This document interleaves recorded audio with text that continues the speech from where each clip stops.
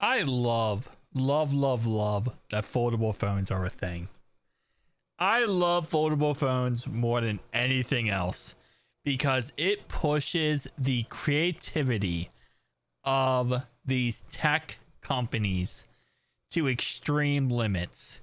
And this is exactly what we have here today. We have a flippable phone that flips together, top and bottom display, and then gives you kind of like a glance type of look in the end. So this is a very cool concept that, kind of like we saw last year with the foldable phone, or flippable phone actually, that goes around your wrist and kind of curves around your wrist. It's the same concept here, but with a fold type concept where the top and the bottom folds together and gives you kind of that, like, I was going to say the Surface Duo 2 type glance display, but it's really not like that. It's kind of like if you guys have ever used a smart cover case for a Z Fold series, not Z Fold series, for a S series phone, a Galaxy S series phone, there's like a little gap that pops like in the middle, and you can see like the clock, you can see all your like notifications, stuff like that. That's kind of what this looks like in the end. Now, again, would this ever, actually come to market? Probably not.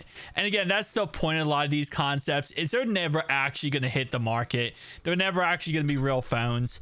But it's just the fact that you can push the technology out there, and someone's going to see this, get a creative idea, run with it, and actually give us a pretty unique product in the future. So while, yes, most of these ideas are just kind of there to be there, it doesn't mean that something won't come out of it in the end. So this concept, yeah, it's probably not going to work for a grand scheme of things, but it's still a cool concept. I still love these whenever I see them.